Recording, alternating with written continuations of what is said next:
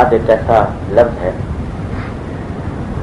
کہ جس کے معنی، جس کا مفہوم اور جس کی ایپلیکیشن کے سلسلے میں مختلف غلط فہمیاں پائی جاتی ہیں. تو پہلے ان غلط فہمیوں کو دور کرنا ضروری ہے. اس کے بغیر اس کے متعلق سوالات جو ہیں وہ کما حق کو حل دیں گے. پہلی بات جو سب سے پہلے تو جاننے کی ہے وہ یہ کہ اجتہاد کیا چیز ہے، اس کے معنی کیا ہے.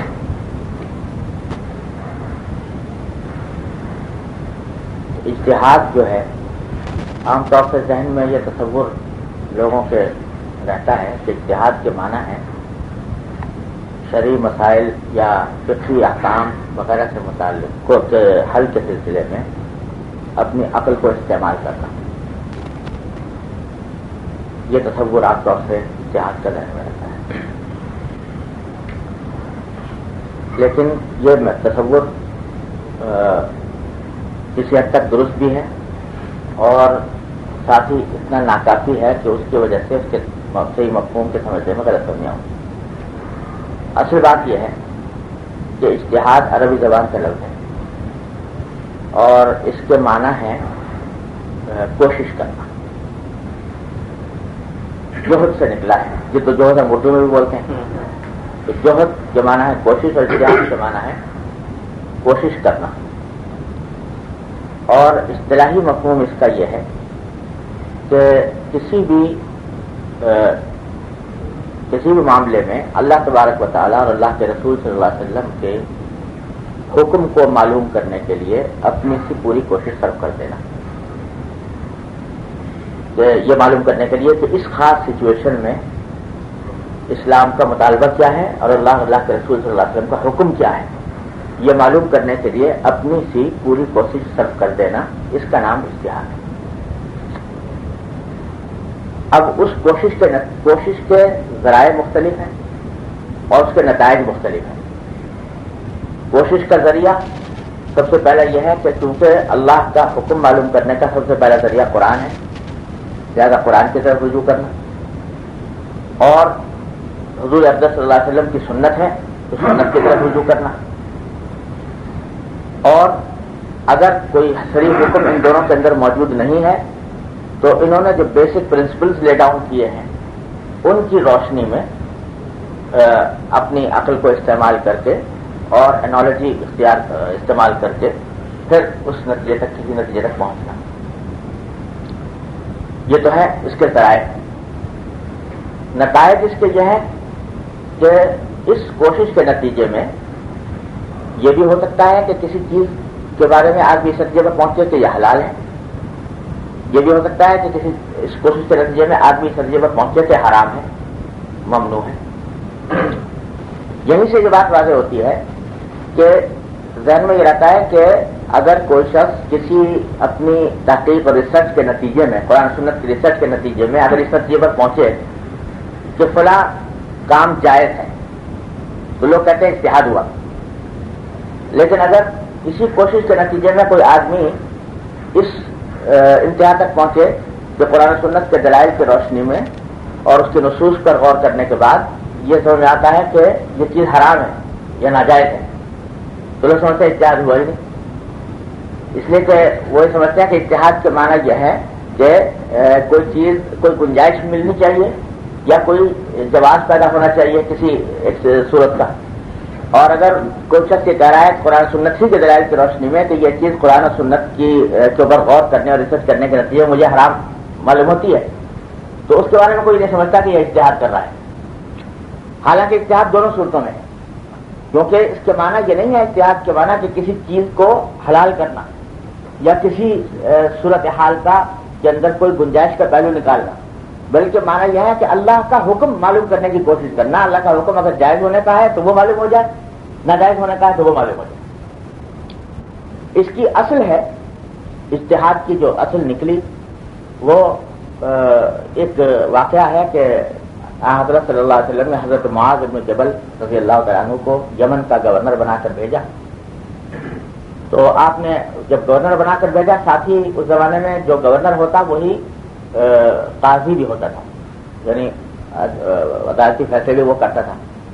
تو آپ نے ان سے پوچھا کہ جب تم جاؤ گے تمہارے سامنے مختلف مسائل آئیں گے تو ان کا تصفیہ کس طرح کرو گے؟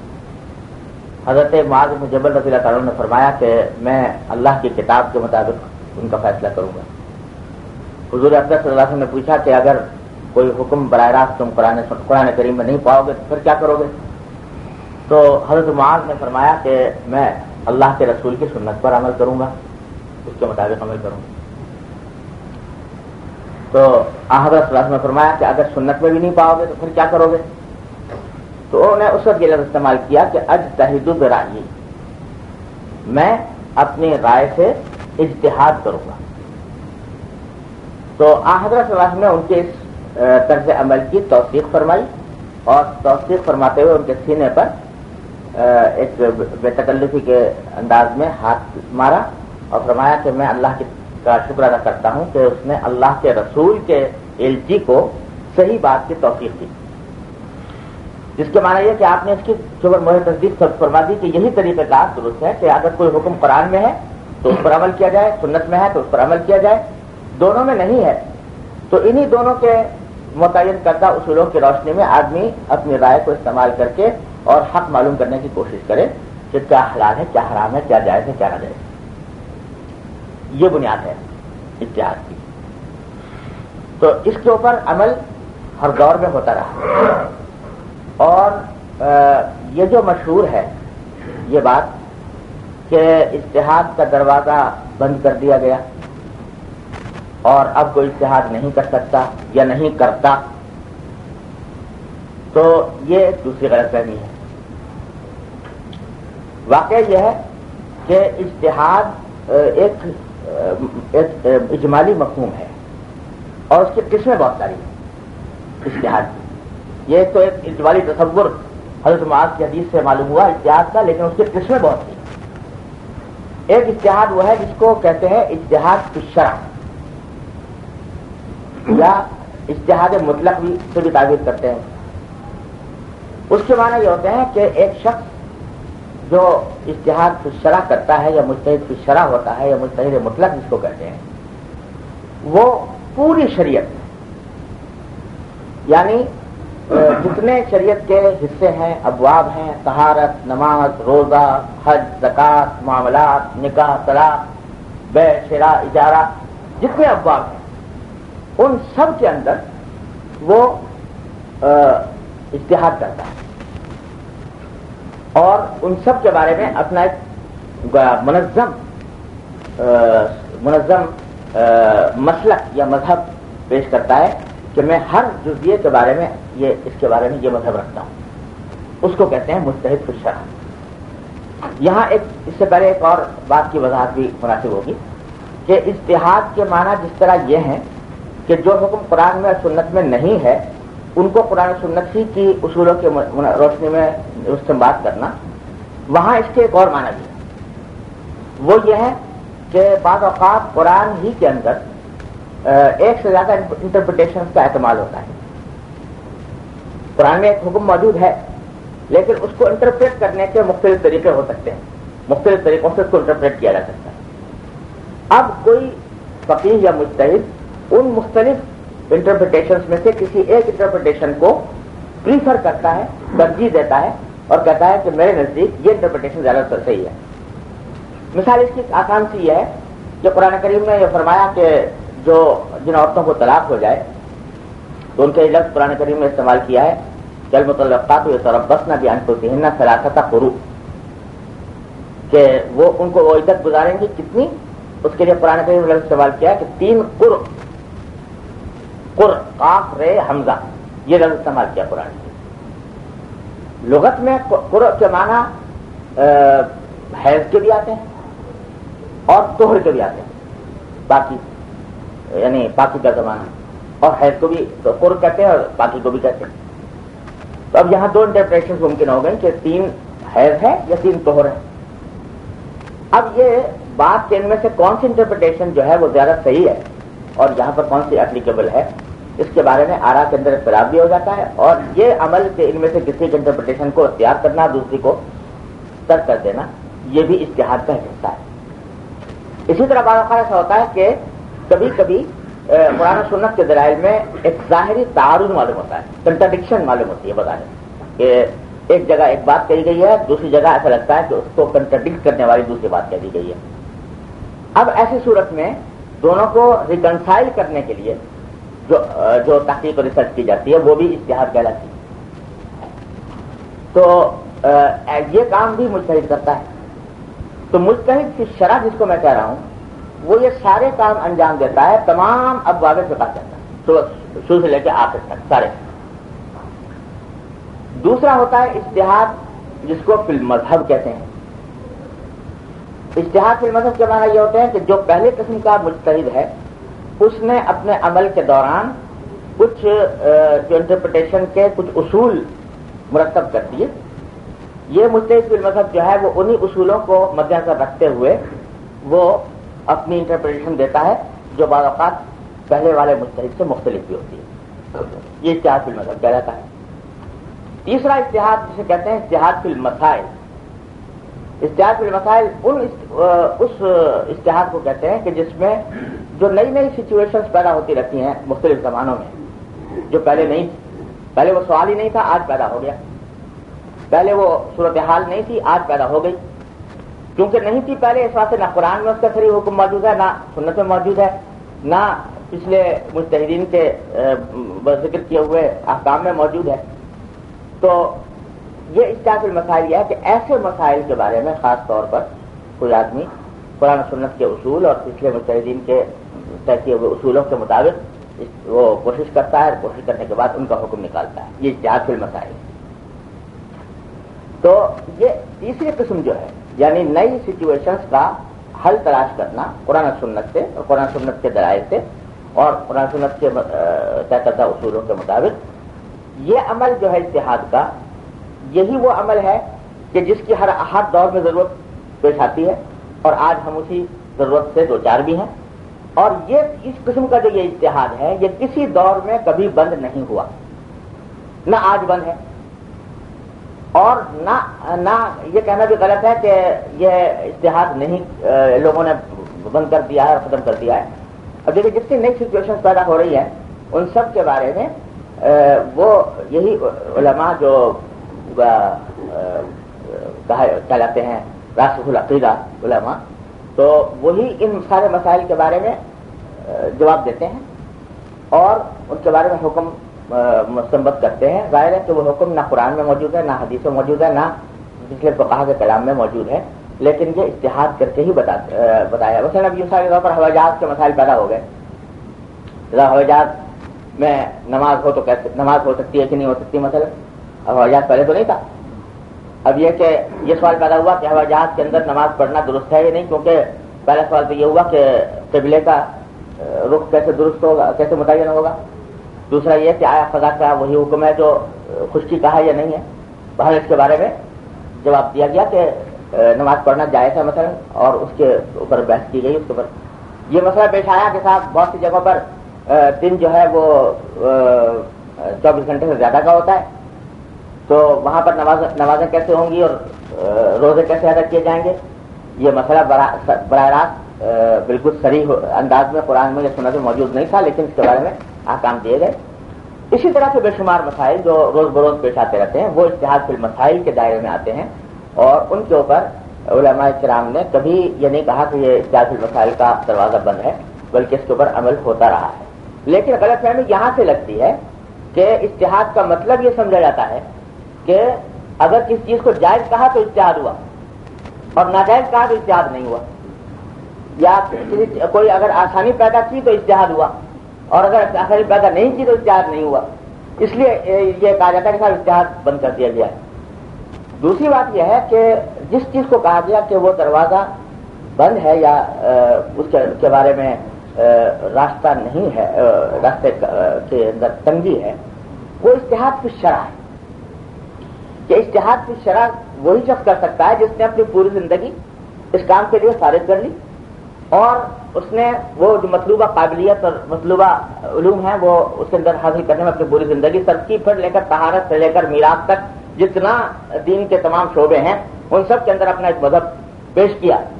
تو یہ عمل جو ہے یہ آج بھی یعنی کوئی ایسا حکم نہیں ہے کہ صاحب ایسا کوئی کر نہیں سکتا، منع ہے ایسا کرنا، ہرگز نہیں، آج بھی ہو سکتا ہے.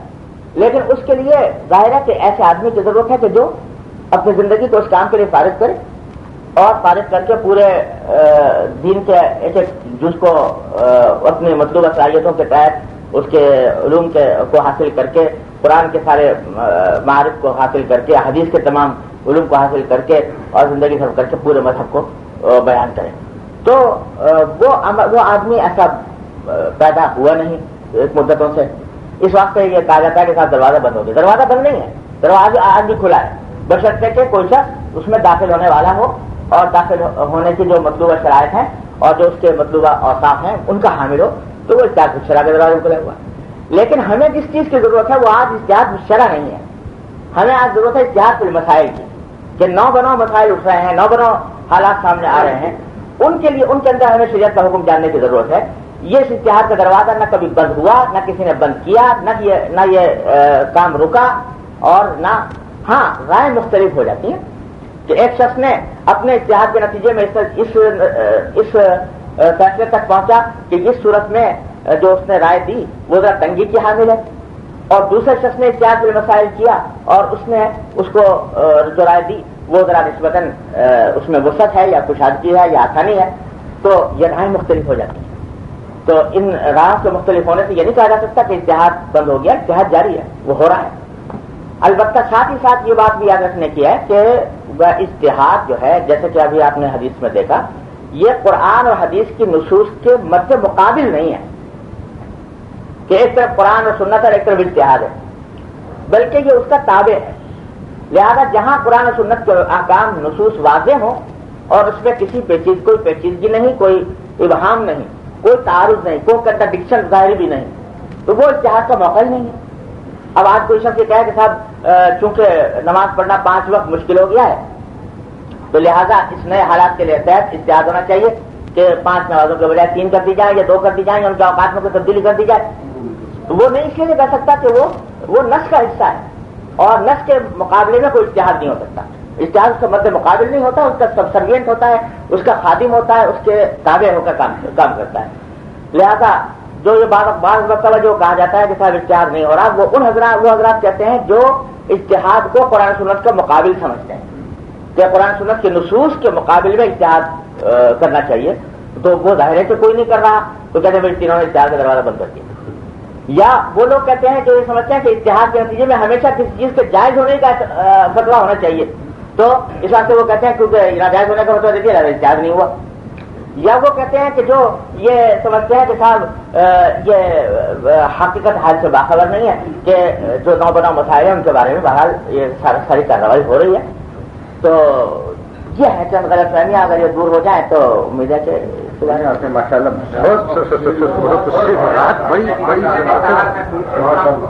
اتحاد لوگ کہتے ہیں کہ ایک آدمی کی ذاتی رائے ہوتی ہے، مسئلے کا سولوشن پیش کرتا ہے، وہ کسی اور بائنڈنگ نہیں ہوتا جب تک کہ اجماع نہ ہو. آپ اجماع کے بارے میں کچھ بتائیے کہ اجماع اور اتحاد کا لنک کیا ہے؟ تو یہ تو ہے اتحاد کی مختصراً چھوٹی سی حقیقت. اب یہ کہ اتحاد جو ہے شریعت میں اسلام نے جو ہمیں نظام دیا ہے اس میں وہ ہائرارکی تو ہے نہیں جو عیسائیت کے اندر ہوتی ہے کہ صاحب ایک شخص کو فائنل اتھارٹی بنا دیا گیا کہ اب وہ جو کچھ بھی کہے سب کو وہی ماننا ضروری ہے اور دوسرا آدمی اس کے خلاف کوئی رازنی نہیں کر سکتا. یہ اسلام میں تصور نہیں ہے ہائرارکی. جعفریہ میں تو ہے نا فقہ جعفریہ میں شاید ہو، مجھے اس کے بارے میں کوئی تفصیلات معلوم نہیں ہے، شاید ہو. لیکن یہ تو جی ہاں ہوتے ہیں، لیکن بارے میں اس کے بارے میں پوری چونکہ واقفیت نہیں رکھتا تو اس واسطے اس کے بارے میں میں کوئی زیادہ وضاحت سے کہہ بھی نہیں سکتا. لیکن میں جو قرآن سنت کے جو تھوڑا بہت جو کچھ طالب علم ہونے کیسے جو کچھ پڑھا ہے اس کی روح سے ہائرارکی اس میں نہیں. لہٰذا اس میں یہ نہیں ہوتا کہ جیسے پوپ نے ایک بات کہہ دی تو اب اس کے بعد وہ بائنڈنگ اس طرح ہو گئی کہ اب کوئی اسے سرے منہ انحراف نہیں کر سکتا. یہ بات نہیں ہے. اور اس کے بے شمار مفاسد بھی تھے. یعنی پاپائیت کے نظام میں جو کچھ ہے وہ آپ حضرات مجھ سے بہتر جانتے ہیں کہ ایک مرتبہ آپ کو شاید یاد ہوگا کہ ایک بحری قزاق کو پوپ بنا دیا گیا تھا. جو پائرٹ تھا اس کو پوپ بنا دیا گیا اور وہ بائبل میں کچھ بھی نہیں جانتا تھا, صحیح طریقے سے پڑھا بھی نہیں تھا, لیکن اس کے بارے میں یہ عقیدہ ہوتا ہے پوپ کے بارے میں کہ یہ انفیلیبل ہے. لہذا اب اس کے بعد جب یہ کوئی وہ ڈکری جاری کرتا ہے تو اب اس کے اندر کسی جو مجال دم قدم نہیں, لہذا جتنے لوگ ہیں اس کو ماننے کو مجبور ہے. اب بڑے بڑے جو علماء ہیں وہ تو ایک طرف بیٹھے ہیں اور وہ بحری قزاق اپنی ڈگریاں جاری کر رہا ہے. تو یہ صورتحال اسلام میں تو ہے نہیں ہائرارکی کی. اس کے بجائے یہ ہے کہ یہ اجتہاد کے لیے کوئی نہ نسل مخصوص, نہ وطن مخصوص, نہ کوئی ادارہ مخصوص, لیکن کچھ شرائط اہلیت ضرور ہے. ظاہر ہے کہ کوالیفیکیشن ہونی چاہیے اس آدمی کے اندر. جو کوالیفیکیشن کا حامل ہو وہ اجتہاد کر سکتا ہے, لیکن اس کا اجتہاد جو ہے وہ انفرادی ہے. اور اب یہ امت مسلمہ کا اجتماعی ضمیر ہے جو اس کو قبول کرنے یا رد کرنے کا اختیار رکھتا ہے. اب وہ جو بحث ہوتے ڈبیٹ ہوتے کہ ایک شخص نے ایک اجتہاد پیش کیا, دوسرے نے اس کے اوپر بحث کی, تیسرے نے اس کے اوپر بحث کی, ہوتے ڈبیٹ ایک ڈیولپ کرتا ہے. اور اس کے بعد اگر سب لوگ اس کو قبول کر لیتے ہیں, اس کے معنی ہے کہ امت اسلامیہ کے اجتماعی ضمیر نے اس کو قبول کر لیا تو کنسنسس ڈیولپ ہو گیا. اس کا نام اجماع ہے. جب وہ اجماع ہو گیا تو اب وہ اجماع جو ہے وہ سارے لوگوں پر اس لیے بائنڈنگ ہو گیا کہ سارے کے سارے لوگ اس سے متفق ہیں, ڈبیٹ کر چکے ہیں, مختلف پہلو سامنے آ چکے ہیں, کنسنسس پیدا ہو گیا. تو اب اس کو ساری بات جو لوگ جو ہے وہ اس کے اس لیے پابند ہیں کہ جتنے اہل علم تھے, کوالیفیکیشن رکھنے والے لوگ تھے, انہوں نے باہم بحث و مباحثہ کرنے کے بعد ایک نتیجے تک وہ پہنچ گئے. تو اب مزید اس کو آگے بڑھانا اور اس کو ری اوپن کرنا یہ اس کی گنجائش نہیں. اس واسطے اجماع کو بائنڈنگ قرار دے دیا گیا. یہ ہے صورت. لیکن ایک اجماع کو جو آج ہوا کوئی دوسری صدی میں آئے گا, وہ اجماع کو ایبروگیٹ کر سکتا ہے, اس کو ریپلیس کر سکتا ہے. یہ ہو سکتا ہے کہ آج کا اجماع دوسرے اجماع کو ریپلیس کر دے اور ختم کر دے, بشرطے کہ وہ اس اجماع کی بنیاد کسی نص پر نہ ہو. یعنی وہ اتحاد کے ذریعے آیا ہو, نص کی بنیاد پر نہ آیا. آج کل اجماع ہو رہا ہے پاکستان میں, مسلمانوں میں اجماع ہو رہا ہے, تو پروسیس گوئنگ آن. پروسیس اس معنی میں کہہ سکتے ہیں کہ ہو رہا ہے کہ انفرادی طور پر تو کوششیں ہر جگہ ہو رہی ہیں اور نئے موضوعات پر لکھا جا رہا ہے. اب وہ سامنے آتا ہے, اس پر بحث بھی ہوتی ہے. کچھ فورمز ایسے ہیں جہاں پر ایک نمائندگی ہے مختلف حلقوں کی, اور ان کے اندر وہ ڈبیٹ ہوتی ہے. پھر آخر میں جا کر وہ ریزولوشن وہاں سے نکلتا ہے. جیسے مثلا اسلامک فقہ اکیڈمی ہے اس وقت جدہ میں, اور وہ OIC کے تحت قائم ہے, اور اس میں 45 اسلامی ملکوں کی نمائندگی ہے.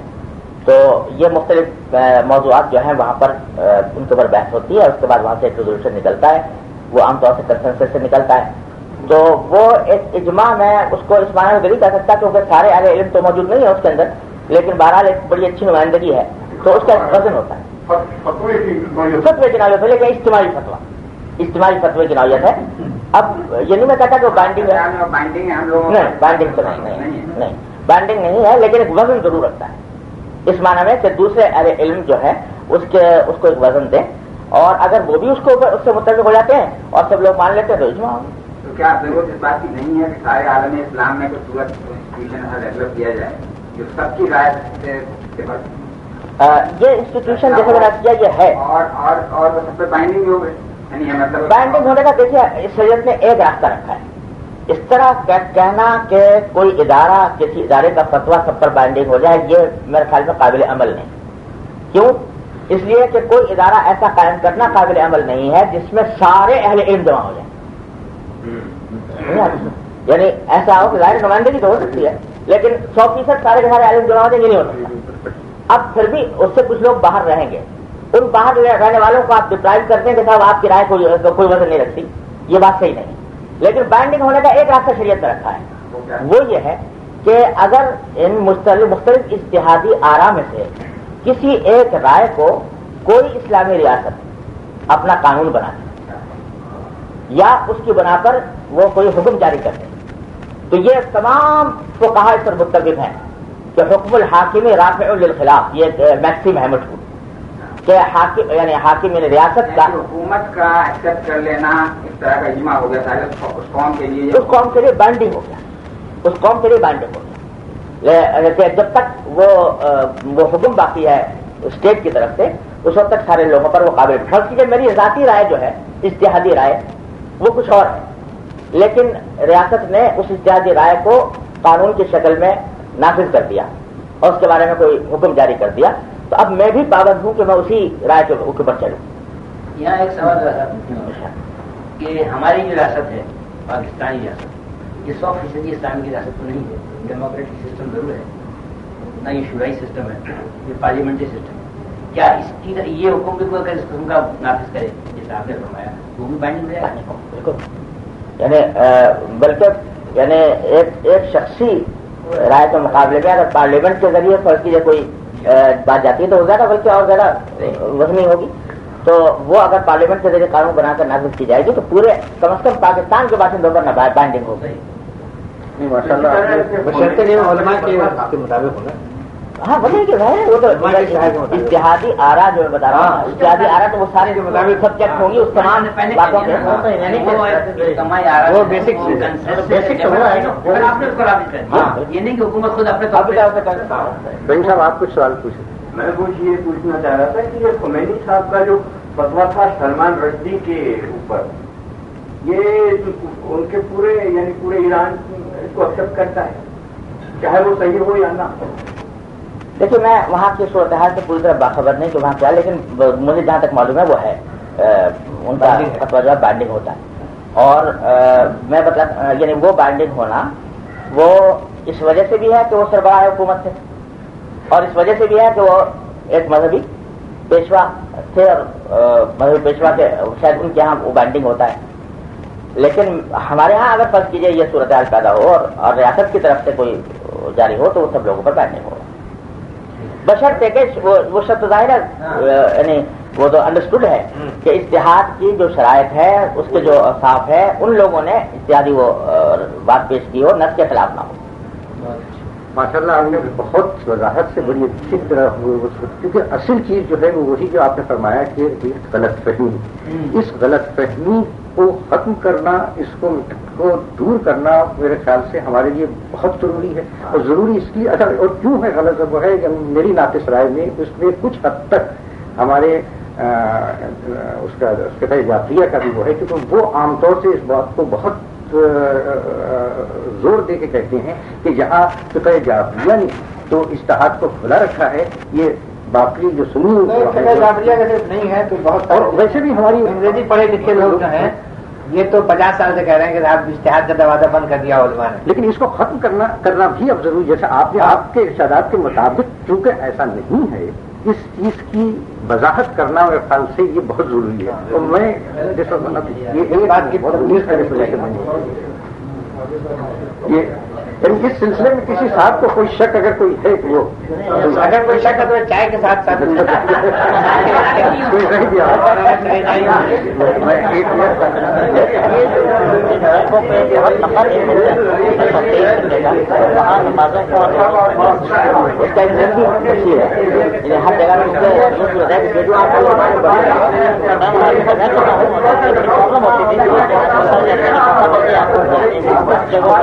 ہر جگہ وہاں کیا وہاں اس طرح ہوتا ہے کہ جو قریب ترین جگہ جہاں پر سے مسجد ہوتا ہے اس کے حساب سے یہ کر سکتے ہیں کہ مکہ کے حساب سے زیادہ کوئی بات نہیں ہے، وہ قریب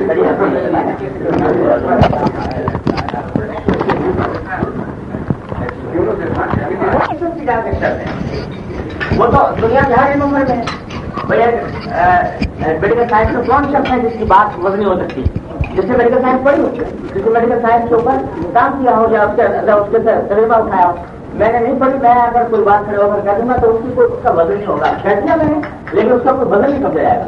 इसी तरह हमें इसको पता होता है, तो इसलिए क्वालिफिकेशन ले डाउन करना यह हालात नहीं होती।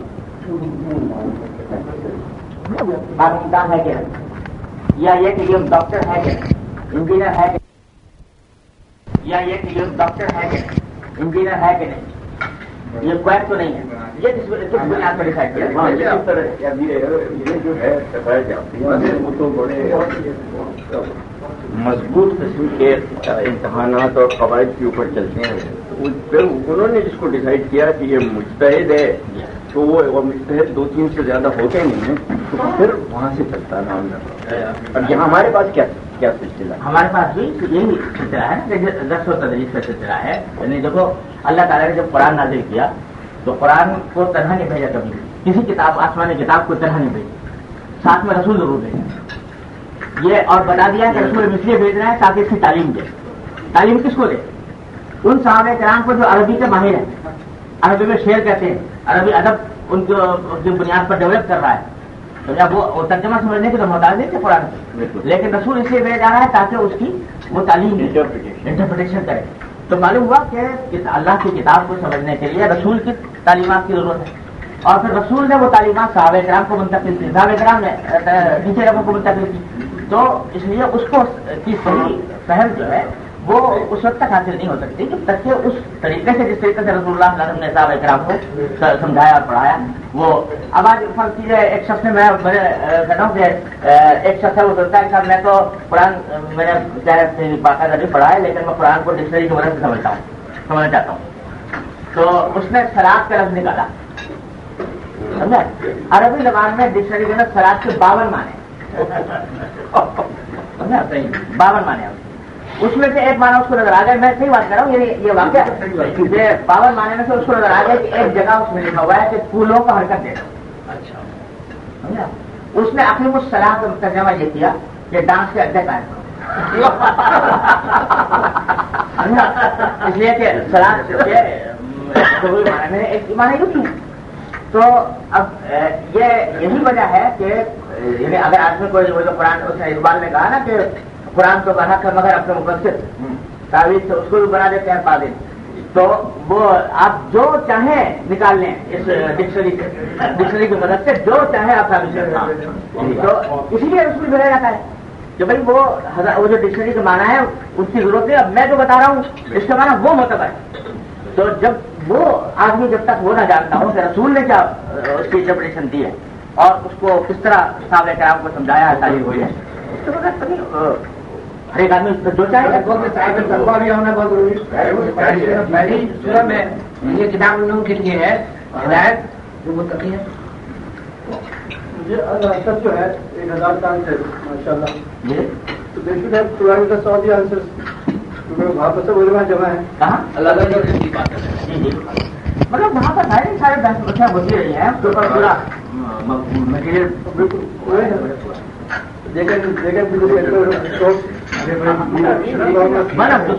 Today's world, the 21st century, we are about to enter communication highway of electronics. Why can't Islamic get together and make communication of such matters instantaneous by coming onto the internet?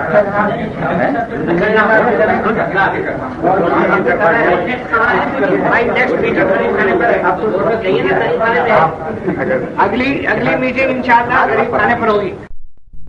तैयार करदा इल्मी cassette घर, cassette और CD मिलने का पता no फरमाल है। इल्मी cassette घर, दुकान number 5, Fatima plaza, bill मुकाबिल Madani मस्जिद, पडलबी एरिया, कराची। Phone number 63708113।